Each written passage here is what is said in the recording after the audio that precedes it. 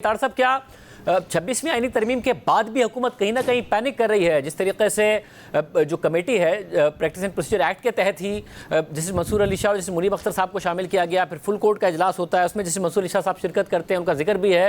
क्या हुकूमत पैनिक कर रही है जो 27वीं तरमीम की बात कर रही है, या फिर राना सनाउल्लाह साहब मुतालबा कर रहे हैं कि जी खुद याया अफरीदी साहब भी ना हो, मंसूर अली शाह साहब भी ना हो, आईनी जो बेंच बने उसमें? देखिए, मैं ये समझता हूँ कि एक तो 27वीं आईनी तरमीम के हवाले से कोई बाज़गश्त मैंने मीडिया पे ही सुनी है और ज़राए से ही ख़बरें सुनी हैं, ना तो हुकूमत के किसी इजलास में और ना ही कोई हमारी जो लीगल कमेटीज़ हैं उसके अंदर कहीं 27वीं आईनी तरमीम का जिक्र नहीं है। ये स्टोरीज़ हम पढ़ते रहे हैं, अखबारात में भी स्टोरी शाया होती रही हैं, मीडिया पे भी पढ़ते रहे हैं, मगर होता है ना कि लॉ मिनिस्टर, अटॉर्नी जनरल, कोई गवर्नमेंट के लेवल पे कोई ड्राफ्ट आया हो, ड्राफ्ट डिस्कस हुआ हो, उसके statement of objects and purpose जो है वो बना हो। तो 27वीं आईनी तरमीम के हवाले से मेरी तो इतनी गुजारिश होगी कि क्या सराइयों से परहेज़ किया जाए, और अभी तक कोई ऐसी कंसिडरेशन नहीं है, ना ये ज़ेरे गौर आया है। मीडिया में ज़रूर ख़बरें चल रही हैं, मगर हुकूमती जो सर्कल्स हैं उसके अंदर अभी इस पर कोई शनीद, कोई मशावरत, किसी किस्म की कोई डिस्कशन नहीं हुई। वो जो राज सलाम साहब ने कहा कि जो खुर्शीद शाह साहब वाली कमेटी वो काम करती रहेगी, तो वो फिर वो क्यों काम करेगी, क्या करेगी? देखिए, पार्लियामेंट की एक स्पेशल कमेटी बनाई गई है खुर्शीद शाह साहब की ज़ेरे निगरानी, और उसका काम ये था कि लीगल रिफॉर्म्स के ऊपर वो काम करे। देखिए, लीगल रिफॉर्म्स के हवाले से और चार्टर ऑफ डेमोक्रेसी में जो इन्विजिट किया गया था, उस हवाले से 26वीं आईनी तरमीम एक बहुत बड़ा स्टेप है, और एक आम आदमी के लिए इंसाफ की फरहमी, इंसाफ का हसूल आसान बनाने के लिए, पेंडेंसी ऑफ केसेस है उसको कम करने के लिए, कॉन्स्टिट्यूशनल बेंच के हवाले से जो आईनी केसेस हैं वो एक स्पेशल बेंच में जाने के हवाले से मैं समझता हूँ एक इट्स अ माइलस्टोन, एक संग मील की हैसियत रखता है।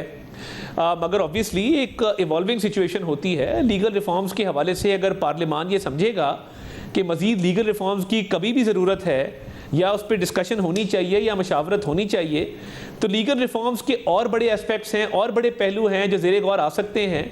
तो मैं समझता हूँ कि ये एक अच्छा कदम है कि पार्लियामान की एक स्पेशल कमेटी, जो एक एम्पावर्ड कमेटी हो, तमाम सियासी जमातों की उसके अंदर नुमाइंदगी हो, वो अपना काम जारी रखेगा। तो ये खुशाइंद है मुल्क में जमहूरियत के लिए और पार्लियामान की बालादस्ती के लिए।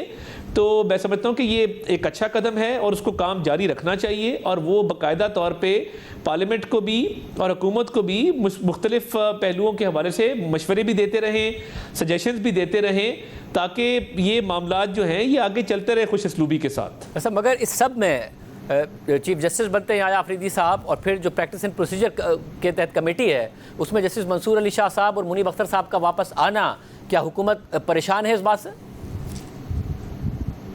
देखिए, हम ये समझते हैं कि पार्लियामान का हुकूमत का एक किरदार था, और जुडिशल अपॉइंटमेंट के हवाले से पार्लियामेंट्री कमेटी एक बनी, उसमें तमाम सियासी जमातों को नुमाइंदगी दी गई, और बड़े आइनी और कानूनी तरीक़ेकार को फॉलो करते हुए चीफ जस्टिस की अपॉइंटमेंट हुई। अब देखिए, प्रैक्टिस एंड प्रोसीजर्स एक्ट बिल्कुल क्लियर है, उसके अंदर ये तय है कि वो कमेटी कैसे बननी है, उस कमेटी में कौन कौन बैठेगा, उसमें कैसे फ़ैसला साजी होगी। तो बिल्कुल देखिए, इसमें परेशानी वाली बात नहीं है। जितना हमारा किरदार बनता था हमने अदा किया, और हम तो चाहते हैं शुरू से इस मुल्क में रूल ऑफ लॉ हो और आइन को और कानून को फॉलो किया जाए। रिजर्व सीट्स के हवाले से जो फैसला आया था उस पर हमारी रिजर्वेशन थी, और उस हवाले से हम गाहे बगाहे बात भी करते रहे। स्पीकर साहब का भी उसके हवाले से एक मौक़िफ़ मौजूद है, और हम ये समझते हैं कि आइन और कानून को इग्नोर किया गया, और पार्लियामेंट ने एक कानून पास किया था, इलेक्शन एक्ट को अमेंड किया था, रूल्स को कंसोलिडेट किया था, और उसके तहत ये लाजिम था कि उसको उस लॉ को मलूज़े खातिर रखा जाता, वो अपनी जगह पर। मगर हम ये समझते हैं कि पार्लियामान ने ही प्रैक्टिस एंड प्रोसीजर्स एक्ट बनाया है, और उसके तहत जो है वो फैसला साजी का एक मैंडेट दिया है, तो उस हवाले से कतई कोई परेशानी नहीं है, और कोर्ट एम्पावर्ड है, वो इस हवाले से कमेटी बनाए, कमेटी के तहत फैसले करे, बिल्कुल उनका ये ज़रा। वो फिर बाद में ऑर्डिनेंस आया था ना, जिसके तहत मुनीब अख्तर साहब को निकाला जस्टिस उस वक्त के चीफ जस्टिस काजी फैसल साहब ने, मगर अब वो वापस आ गए। बट अब एक और जो अहम मामला है वो है, अब जो जिन भी आप मामलात की बात कर रहे हैं, पेचीदा आईनी मामलात की, वो आईनी बेंच के पास जाने हैं, वो जुडिशल कमीशन ने बनाने हैं। अभी से राना सनाउल्लाह साहब कह रहे हैं कि जो मौजूदा चीफ जस्टिस हैं वो भी ना हो, क्योंकि वो गैर मुतनाज़ हैं, तो मुतनाज़ हो जाएंगे। मंसूर अली शाह साहब इसलिए ना हो क्योंकि वो मुतनाज़ हैं। तो इस तरह तो जो भी आगे आएगा वो मुतनाज़ ही हो जाएगा, अगर इतना मुतनाज़ काम है ये। नहीं देखिए, मैं नहीं समझता कि मुतनाज़ काम है। अब देखिए, नए कॉन्स्टिट्यूशनल अमेंडमेंट के तहत मामलात बड़े क्लियर हैं और जो कॉन्स्टिट्यूशनल बेंच की नॉमिनेशन है वो नए सिस्टम के तहत की जाएगी और बिल्कुल जो लेट डाउन प्रोसीजर है उसको फॉलो किया जाएगा। तो मैं नहीं समझता कि कॉन्स्टिट्यूशनल बेंच में जाने से कोई मुतनाज़ा हो जाएगा या किसी की शमूलियत वहाँ पे हो तो वो मुतनाज़ा होगी। कॉन्स्टिट्यूशनल बेंच का काम बड़ी क्लैरिटी के साथ आइनी मामलात को डील करना है और जो रोज़मर्रा के मामलात हैं जिसमें क्रिमिनल पिटिशंस हैं, क्रिमिनल अपील्स हैं, सिविल अपील्स हैं, कॉर्पोरेट मामलात हैं और जो पाकिस्तानी शहरियों के मामलात हैं, वो जब रेगुलर बेंचेस में जाएंगे वहाँ से लोड कम होगा। तो मकसद तो यही था कि कॉन्स्टिट्यूशनल बेंचेस का कोई बायस ना हो किसी तरफ, वो आइन और कानून के मुताबिक अपने फैसले कर सकें। तो जो लेट डाउन प्रोसीजर के मुताबिक नॉमिनेशन होगी आइनी बेंच की, वो ऑब्वियसली उसका एक लेट डाउन प्रोसीजर तय किया गया है। तो हम ये समझते हैं कि वो अच्छा होगा और उसकी जैसे ही कॉन्स्टिट्यूशन होती है और आइनी बेंच जो है वो मार्ज़े वजूद में आता है तो उसमें जो केसेस जाएंगे वो मेरा ख्याल है कि वो कानून और आइन के मुताबिक डिसाइड होने चाहिए और होंगे इंशाल्लाह ताला। सर, अब मसला ये कि जो भी आइनी बेंच में सीनियर तरीन होगा वो उस आइनी बेंच का सरबराह होगा। अब जस्टिस मुनीब अख्तर पे तो चले मैं सवाल ही नहीं पूछता, आप लोगों की राय वाज़ेह है। जस्टिस मंसूर अली शाह साहब पर भी राय आप लोगों की तकरीबन वाज़ेह है, मगर क्या ये रूल आउट किया जाए कि हुकूमत इसको अपोज ही करेगी कि जस्टिस मंसूर अली शाह साहब आइनी बेंच की सरबराही करें? देखिए, मैं ये समझता हूँ कि कोर्ट के अंदर से जो भी आइनी बेंच के लिए मौजू समझा जाएगा और ये समझा जाएगा कि कानून की बालादस्ती के लिए और आइन बड़ा क्लियर है, कॉन्स्टिट्यूशन की क्लॉजेस को अपहोल्ड करने के लिए जो भी एक बैलेंस के साथ सिस्टम चल सकेगा, बिल्कुल मैं समझता हूँ कि उसमें कोई ऐसी दिक्कत नहीं है। मगर इस हवाले से मैंने जैसे कहा कि एक प्रोसीजर लेट डाउन है, उसके मुताबिक कोशिश की जाएगी कि एक बेहतर आइनी बेंच बनाया जा सके कि जिस तरीके से देखिए माजी के अंदर क्या होता रहा 63A उस हवाले से मगर हुकूमत की तरफ से ये बात भी आई ना कि इन टॉप 3 को हमने चीफ जस्टिस के लिए कंसीडर कर लिया, अब आगे देखा जाएगा आइनी बेंच के लिए। यानी टॉप 3 का मतलब है कि चीफ जस्टिस को भी नहीं कंसीडर किया जाएगा आइनी बेंच के लिए, हालांकि वो हो सकते हैं मगर कंसीडर नहीं किया जाएगा। देखिए, ये अब जब बैठेंगे और इन मामलात को देखेंगे इस पर कोई हतमी फैसला किया जाएगा। मगर मैं ये समझता हूँ, जो मैं बात कर रहा हूँ कि 63A को रीराइट किया गया कि जी वोट डाला जाएगा, काउंट नहीं होगा। उसके बाद रिजर्व सीट का जो फैसला आया, तो ये बार बार आइन को जो पामाल किया गया है और फ्रेमर्स ऑफ द कॉन्स्टिट्यूशन की जो विशेष थी उसके खिलाफ जो है वो आइन को रीराइट करके जो फैसले दिए गए हैं, इसीलिए आइनी बेंच बनाया गया था कि ये शफाफियत के साथ और गैर जानिबदारी के साथ बिल्कुल अनबायस्ड होके जो है वो कॉन्स्टिट्यूशनल फैसले किए जाएं।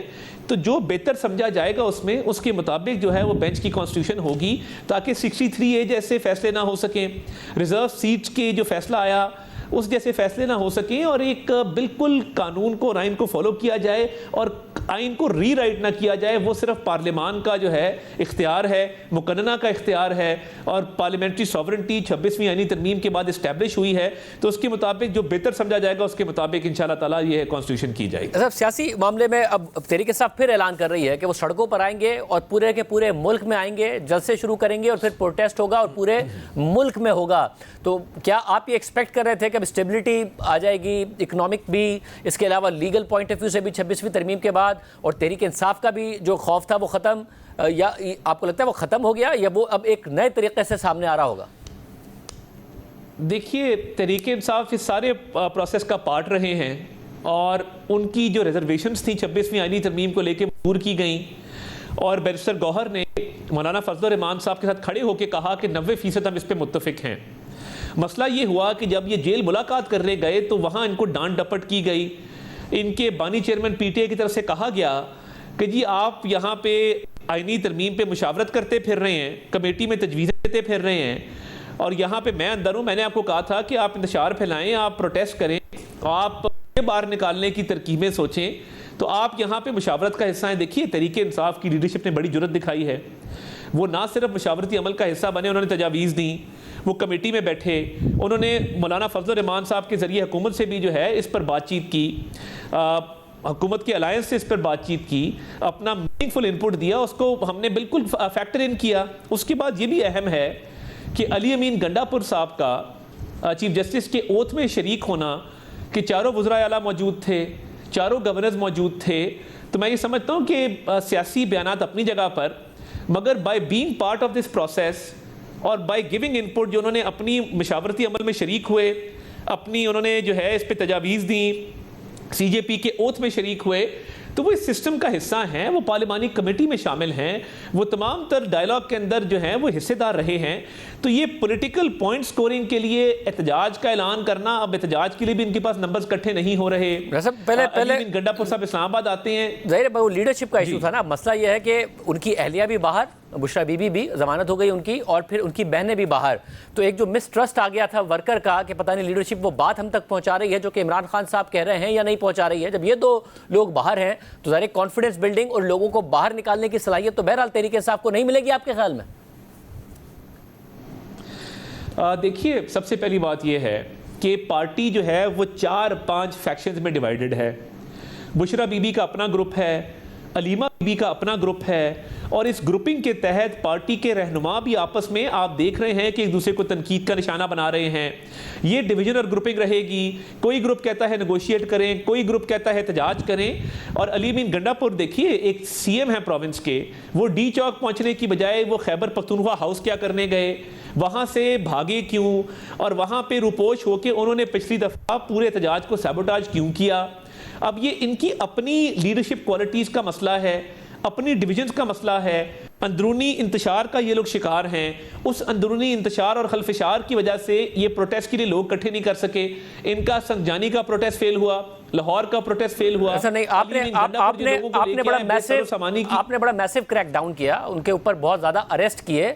ऐसा नहीं है कि वो खुद ब खुद फेल हो गया, आप लोगों ने बड़ा मैसिव क्रैक डाउन किया, गिरफ्तारियां की, जिसकी वजह से फेल हुआ। नहीं, देखिए, मैं ये समझता हूं कि ये पूरा केपी के प्रोविंस से पूरा लश्कर लेके आए, किसी ने इनको नहीं रोका, ये आते प्रोटेस्ट करते। इनके वर्कर्स को कहा गया कि बाहर आओ। इनकी पार्टी की हिदायत थी कि कोई एमएनए, कोई सेनेटर, कोई बड़ा लीडर बाहर ना निकले। भाई, आप हमेशा 9 मई को अपने वर्कर को एक्सपोज किया, उन पे मुकदमात हो रहे हैं, आप उसको कोई पैरवी करने को तैयार नहीं है। उसके बाद आप यहाँ इस्लामाबाद में आप उनको एक्सपोज कर देते हैं, लीडरशिप में से कोई नहीं निकलता, और उसके बाद जो है वो आप खुद छुप जाते हैं। तो देखिए, इतना मैसिव कोई क्रैकडाउन नहीं था। इनको मोहलत भी दी गई, टाइम भी दिया गया, सिक्योरिटी भी दी गई, रूट भी बताया गया।